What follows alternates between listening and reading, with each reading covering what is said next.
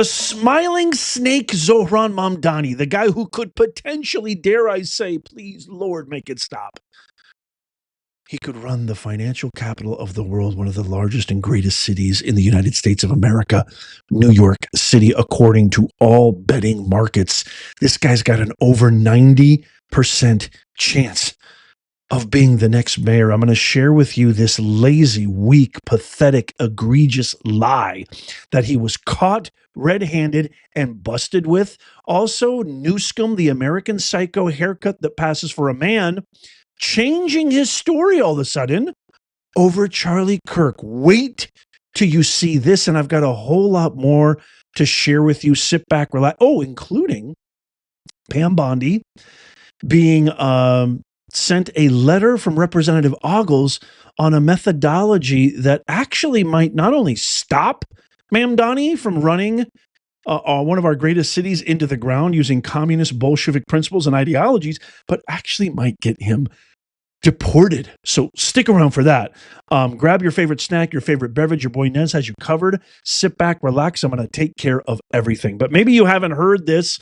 Mamdani, I don't understand this. Like when I was teaching writing classes and business writing and creative writing at the university, I used to always use this quote from Ernest Hemingway. Hemingway used to say that every great writer has built in within them a shock-proof, indestructible bullshit detector. And it's important to listen to that when you're going over your writing, your first and second draft, and cut out all the BS. If you're watching this right now and everybody that I know that has even a semblance of intelligence, you can see right through this guy. I mean, wait till you see this acting job. He starts talking about how the real victim in 9/11 is his aunt who's afraid to ride the subway. Watch this. I want to use this moment to speak to the Muslims of New York City.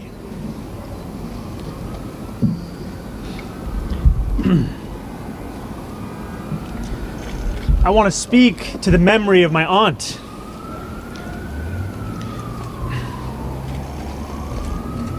Who stopped taking the subway after September 11th because she did not feel safe in her hijab.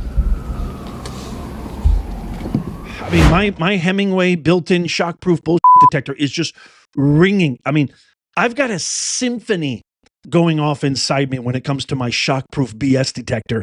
And I know, how can anybody listen to that? It's like the same thing with Newscomb. How can you listen to this guy and not hear the sewage-spewing, egregious lies that just come pouring out with such cavalier ease? It's scary. This guy deserves an Oscar. He is such an amazing actor. Well, guess what? It turns out the truth is that it wasn't his aunt, okay? His aunt wasn't anywhere around during 9/11. Actually, she was nowhere near. It was actually his dad's cousin. Mamdani said he was talking about Fuhi, my father's cousin, as he tried to backtrack and backpedal. Fuhi means paternal aunt in Urdu or Hindi, and Mamdani's campaign did not provide the cousin's full name when asked. And why on earth would you ask why would you call your dad's, who calls their dad's cousin aunt? Watch as he tries to backpedal here. How will you respond to President Trump? Recently, in a recent address about Islamophobia, you referenced your aunt and some of the harassment she was facing post 9/11. Is that a blood relative? Mm-hmm. Yes, I was speaking about my aunt. I was speaking about Zehra Fouhi, my father's cousin, who sadly passed away a few years ago.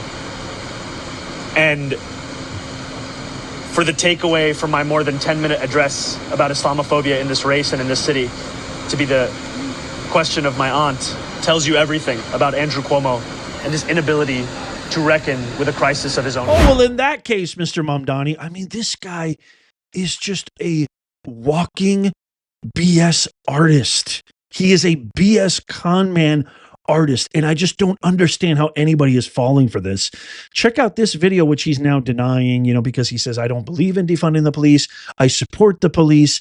Everybody who has any sense, anybody who believes in law and order, who supports deporting all of these criminal, gangster, rapist thugs that Biden and Kamala let into our country because they can't win elections anymore. They can only win by importing voters. Everybody who supports this is worried about Mamdani because actually the NYPD has made it clear they're going to quit. They're going to leave the city if this guy wins. And he says, no, I'm not. He's made many statements in the past saying he's going to defund the police. He says, no, I don't want to defund the police. I want to work with the police. Well, this new video is going viral all over the internet where Mamdani actually says that the NYPD, the police, when you see that boot is on your neck, it is being laced by the IDF, which is an anti-Semitic, anti-Jewish sentiment, which again has a lot of Jewish New Yorkers. There's a huge contingent of Jewish Americans in New York City who are just, rife with fear and tenseness and nervousness, as they should be. Listen. The importance for me of international solidarity is that it takes me out of the American political landscape and reminds me just how tame some of the things are that I'm actually calling for. True. And it reminds me of the necessity of grounding ourselves in the struggles as opposed to the fights around the struggles. For anyone to care about these issues, we have to make them hyper-local. We have to make clear that when the boot of the NYPD is on your neck, it's been laced by the IDF. J.D. Vance, our great vice president, who I hope runs in 2028, says in a post on X, according to Zohran, the real victim of 9/11 was his auntie, who got some allegedly bad looks. Yeah. I think that's a great way of putting that into perspective. You know, I thought New York we were never going to forget. I thought what happened after September 11th, 2001, the slogan was, "We shall never forget." Well, come November 4th, I hope to God you keep that in mind. So this is really an interesting development. Andrew Ogles, who's the 5th District Representative of Tennessee, wrote a letter to Pam Bondi asking for Pam Bondi to follow up on a request that he made back in June to investigate Mamdani for subject of denaturalization proceedings for possible willful misrepresentation, concealment of material facts during his naturalization process. So he says here in an interesting, if you look at this letter right here, he says right here in this main paragraph, third from the top, he says, the American people expect equal enforcement of our immigration laws, particularly when potential ties to designated terrorist organizations are involved. No individual, regardless of political office or public profile, should be shielded from accountability if credible evidence indicates deception or concealment during the citizenship process. So in the last couple of sentences of that second to last paragraph, what he says is how he's backing up that claim is that his ongoing rhetoric sympathetic to anti-Israel and anti-U.S. movements, whether those were disclosed during his naturalization, because failure to disclose such affiliations would constitute a material misrepresentation under federal law. And based on that failure to disclosure, there are legitimate grounds that maybe Zohran could be not only denaturalized, but deported. Bye-bye. See ya. Hasta la pasta. Wouldn't want to be ya. You know what? There's really, really a low probability that anybody's going to be able to, unless there's a miracle in the next, 4 or 5, 6 days, just a week away, folks. November 4th is next week. So, I mean, barring any miracle, and this could be the Christmas miracle of 2025, this guy is a shoo-in to win. I know that sounds absolutely painfully hard to swallow. That is a painful pill to swallow for anybody who loves America, for anybody who loves meritocracy, capitalism, all the principles and values that our great country is founded on. I know that's a painful pill to swallow, but this could be the miracle that we all have been looking for. And I think Pam Bondi needs to take it seriously, and she needs to take it seriously now, and let them know how you feel, because the DOJ, the White House, Caroline Leavitt, Stephen Miller, they all watch this show. Let them know how you feel in the comments down below. Okay, speaking of really bad actors and serial liars, Gavin Newsom, you can see by this article right here back in 2000, almost 20 years ago, this guy's been an abysmal failure, a liar, a cheat, a fraud, American psycho, a haircut that passes for a man. Please vote no on 50 for the love of God. Vote no on 50 and stop his power grab.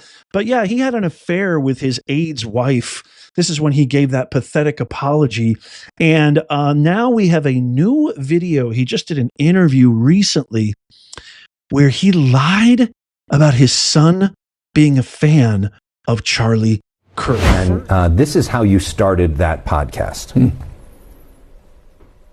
Literally last night, trying to put my son to bed. He's like, no, Dad, what time? What time's Charlie gonna be here? What time? And I'm like, dude, you're in school tomorrow. He's 13. He's like, no. This morning, wakes up at 6 something. He's like, I'm coming. So that's your son, obviously a fan of Charlie Kirk. What was the conversation like between you and your son after Charlie Kirk was assassinated? Well, he called me, I don't know how he got a phone, but he called me from school that day, really alarmed. And all his friends were around the phone that wanted me to somehow express or understand what was going on. He wanted to know if he was dead. He wasn't a fan of him as much as he was familiar with him. He wasn't really a big fan of him. He just knew of him. What a rotten, despicable, lion-ass degenerate snake. The nerve of these guys. Before Trump came along, this is exactly why there was low voter turnout. This is exactly why politics was like the least most interesting, popular topic in the entire country, maybe even in the entire globe. This is why most people didn't even cast a vote until Trump revolutionized the spectrum and actually yielded results, real results. Why? Because this is a guy who actually operated, built. He was an innovator. He worked. He rolled his sleeves up, blood, sweat, and tears, elbow grease. He knew how to work with people. He built things. He was an innovator. This guy was successful in the free market, free enterprise system. You're not going to see Ghetto Crockett or AOC. J.D. Vance is a self-made guy. The guy came from abject poverty. His mom was a crack addict. He came from nothing, put himself through law school, went to the Marine Corps. He is the personification of the American dream, that if you work hard, put your mind to it, in a meritocracy, anybody can make it. But this American psycho desecrates the legacy of Charlie Kirk. That's just who they are. They're literally, I mean, when I say I've worked with these people, when I say that they are all academics in sheep's clothing, when I say that they hate you, this isn't just some sort of like clickbait, inflammatory, interesting, powerful, persuasive language to get clicks and views. It's the truth.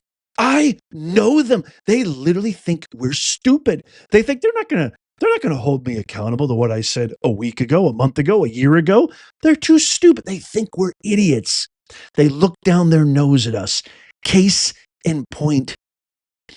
The game plan, the strategy has always been lie, deny, lie, deny, lie, deny again, and just keep on lying because they think that we're idiots.